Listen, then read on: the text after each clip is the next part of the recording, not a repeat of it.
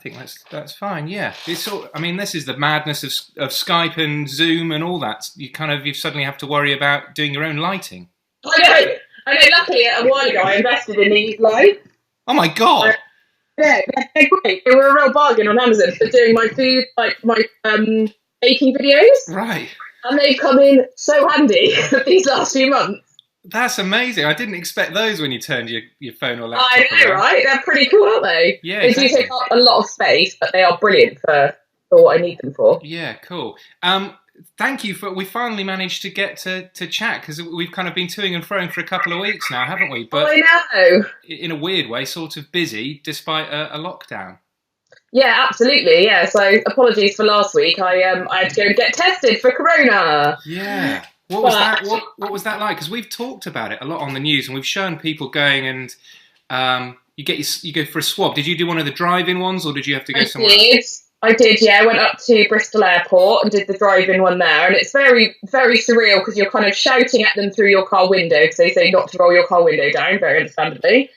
And they're trying to give you your instructions and make sure everything's safe. And yeah, I mean, it felt a little bit post-apocalyptic, but it was all done very well. They were very, very organised, very good, and yeah, I got the results in 48 hours. So yeah, good. And so just to be clear, you don't have coronavirus. I don't have corona. I am corona-free. Thank you. Yeah. But so had you been feeling unwell then? Because we've done lots of stuff about people being asymptomatic, not feeling very well. How had you been feeling? I had a temperature. That was the main reason that I went for the test. I had a temperature, and I had I can't remember what it was now. A high temperature. Yeah. So and I'm glad I went, because although I'm pretty sure I had it early doors, sort of week 1 of the lockdown, I was very poorly for about 10, 11 days with temperature, cough, fatigue, completely wiped. Wow. And so I'm pretty convinced I had it then. So I was pretty certain it wasn't that again, but we don't know, do we? It could have been. And other than that, how have you been? Because this is sort of part of the reason I'm sort of speaking to people via Skype, because you sit at home. Well, I don't know about you. I sit at home and I think, I wonder what everyone else is doing or how they're coping. I've spoken to my friends and family, but obviously not really seen them. So you kind of wonder how other people have been coping. We've been okay. We've done a lot of baking. There's been more screen time for Nora than there would be normally. She's 4 and I've been, beating myself up and worrying about it. But I think in these times we have to give ourselves a little bit of, allow ourselves a little bit more of things that maybe we wouldn't normally, just to get through. Because I was talking to a friend the other day, and she said, can you imagine if someone said to you now, you've got to do 70 days not leaving your house with your child? You'd go, I'm sorry. I know, it is unthinkable. And did I see that you did very sweetly drop a cake round? It was your mum's birthday. I did, yeah. It was her birthday yesterday, and she lives with my nan. So yeah, I dropped round a cake, and me and Nora stood on the grass with some party hats and some balloons, and wished her happy birthday, and tried to make her feel special, because just because it's lockdown doesn't mean we can't celebrate. Yeah, well, lucky you being able to bake a cake. I mean, I think I saw the picture of it on Instagram. I think anybody would be lucky to have a cake like that for their birthday. I guess that is being you go back to doing what you're kind of best at when you're in a situation like this. So I guess, and it seems from the kind of work and stuff you've been doing on Instagram, you've just been doing quite a lot of baking. I've been doing so much baking. It's been lovely, actually, because I really felt like before lockdown, it was great because I was busy with work and with food unwrapped, and I was going all over the place, but I found I wasn't doing a lot of baking at home, particularly for pleasure and for being a hobby as opposed to work.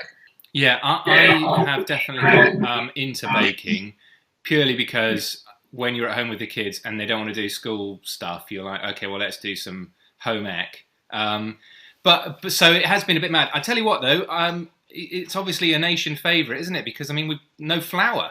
So actually on your Instagram, seeing the flourless recipes have been a bit of a godsend.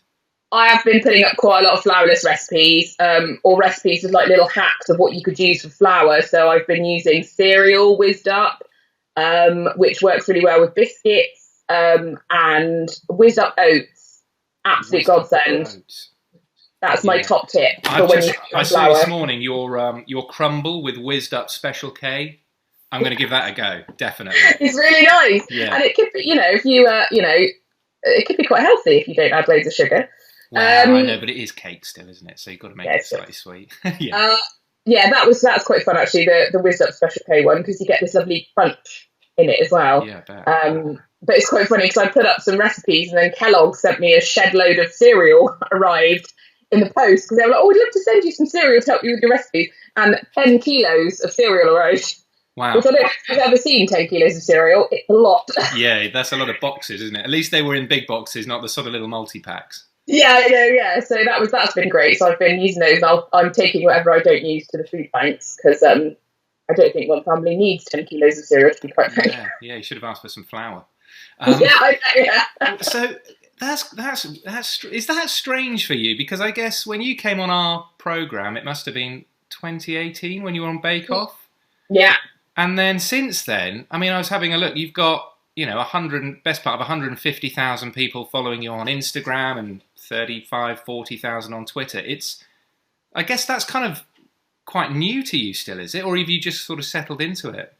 I feel like I've settled into it now. It was really strange at first because I didn't have Instagram before Bake Off, and I thought I'm very much of the Facebook generation. I don't know about you, but so I didn't have Instagram, and I thought, I'll start it up, and it'd be nice to put some posts up. And because Bake Off's such a massive platform, it just spiraled, and then I was like, oh, okay, right. And then I started figuring out how I wanted to use it. There's lots of people who use it very differently, and I just wanted it to be, reflective of who I am. So as you see, a lot of people whose pages are very curated and very perfect, and my page is not that. My page is just very much like brain onto screen. But that's just, who I am and how I've wanted to do it. And it's been lovely because, the people who have been following me seem to be very, very similar minded. Lots of mums of young kids, but also lots of teenagers who are massive Bake Off fans, who are baking loads in lockdown, and it's been lovely, and it's a wonderful platform because it means I can support charities, and I can help put out the word of positive messages, and it's wonderful. It's a real, I feel very lucky to have that, having not had Instagram a few years ago at all. Yeah, it does seem strange as well, I guess, that you can go on a programme like that and sort of go from nothing to a fairly big following quite quickly, actually. And I guess there's large elements that you do enjoy, but you were saying earlier, obviously it's nice being at home at the moment, so I guess it takes you away from your family quite a bit. It does, yeah, but do you know what? I've loved obviously I miss my family, but the opportunities that I've been given since Bake Off have been so amazing and unexpected. I didn't go on Bake Off to think that, it would turn into a whole new career. One thing that I know I'm very grateful for is Bristol, because I really felt when I was on Bake Off is that Bristol was right behind me, and it was wonderful. And I'd go to the shops and people would be like, oh, we're so proud of you, you've done Bristol really proud. And I was walking through Westbury-on-Trim, and there was some scaffolding, and there were some builders on the scaffolding. This is while Bake Off was on. And I heard this, oi, from above, and I thought, how rude. I was ready to get all, didn't know what this man was going to say to me. And he went, I bloody love you on Bake Off. Yeah, that's amazing. And I was like, this is great. This is why I love Bristol so much. Let's get some bake. Can you give us some baking? If I ask you some questions, can you give some baking, advice? Is that all right? Yeah. Okay. Of course it is. I've got two issues really. Pointy cakes. My cakes go pointy. Okay. So what? As in they rise too much in the middle? Yeah. Okay. So try if your cake rises too much in the middle. There's a few things it could be. It could be that you've put too much raising agent in. So if you use self-raising flour in your cake and then you add baking powder, which is what I always used to do. But actually, there's baking powder in. That's what self-raising flour is. It has the baking powder in there. So you might want to add maybe a little bit just to make sure it gets that rise, but don't add too much. Also, this is something I picked up. This is not my tip. This is something that I picked up from someone else. Is if you turn your oven down, So I used to bake all my cakes on 180 fan. I now bake them on 160 for longer because they come out flatter. Because what happens is if you bake them too quickly on a higher temperature, they just go, it all goes whoop, like that. And then it doesn't really have anywhere to go. Whereas if you bake it on a lower temperature, generally the cakes just come out that little bit more level. Okay, cool. So those are the two tips with pointed cakes that I need to get right. Yeah. Also, and I feel a bit embarrassed asking this question because everyone I've mentioned it to has said flapjacks, Jonty, are the easiest things to make. I cannot get flapjacks right, and I don't know why.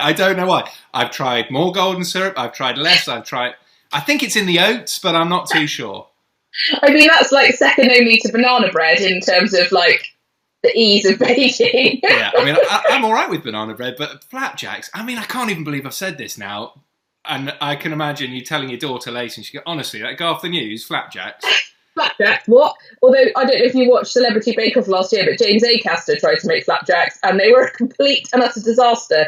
So I don't think you're on your own there, Jonty. Yeah. By the way, I love the Celebrity Bake Off stuff.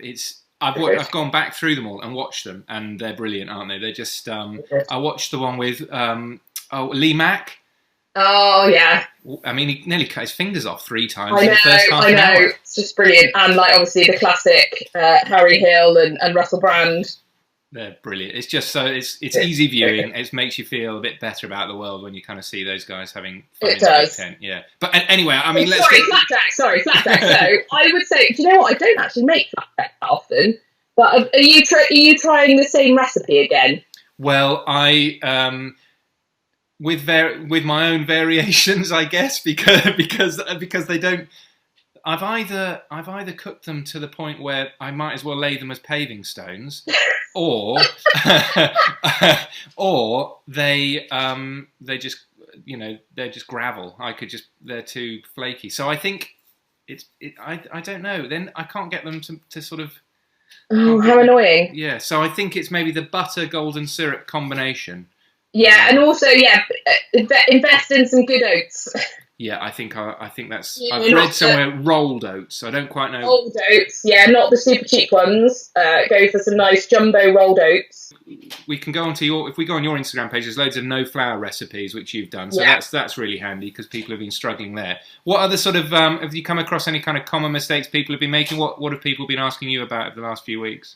The most common thing I'm getting is what are your tips for baking with kids?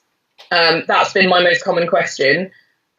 So my biggest tip, and I've had a lot of feedback about this, people saying, yeah, thank you, this really helps, is if you can, before you start baking, is pre-weigh out the ingredients. So while the kids are doing something else, pre-weigh out all your ingredients so they're all in bowls or whatever. It does make for a little bit more washing up, but it takes away the stress, because one of the most stressful things baking for children is when you're trying to weigh out flour, for example, and you need 300 grams, and you've got your little 5-year-old, 4-year-old tipping in it, and then you've got 700 grams, and then it's all, and they lose interest because they think, all they want to do is shove it in the bowl and mix it round. That's what Nora wants to do. What else can I put in the bowl and mix in? So I think if you've got them weighed out, they can literally just go boff, boff, boff, mix, mix, mix, and just to have that slight preparation beforehand. And also I find with Nora, she wants to do like, say, 20 minutes, and then that's it. Then she gets a bit bored. So, then she's got that 20 minutes where she's mixing all it in and then get it in the oven. Then they can have a bit of a break, do something else when it's baking and cooling, and then coming back to decorate. And, I think that for me is definitely something I've learned, is that not to try and do it all, because she will get bored. Yeah, I've tried. I think I tried really early on to make cupcakes with the kids, but I didn't do the separate. I didn't get the ingredients already at first, and after 10 minutes with 2 of them, it was a bit of a minefield. So I think that sounds pretty sound advice. So I'll use my kids as the testers to see. Yeah, guinea pigs. Oh, and if you're making cupcakes, great tip is use an ice cream scoop to get the batter into the cupcakes. Oh, that was, I think, the most painful thing. Yeah, just like it's watching a child with a teaspoon. Yeah, they take it out a teaspoon at a time, and then they put it and also sort of trail it across the counter as well. That's what happens. So you sort of end up with just a tiny splodge in there. Nice. Okay, well, I'll bear those in mind.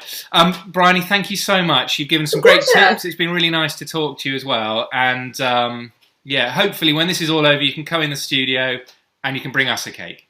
I will, I promise. That'd be lovely. Perfect. Thanks so much, Jonty. Lovely to speak to you. Take care. Yeah, and you. Bye. See you. Bye-bye.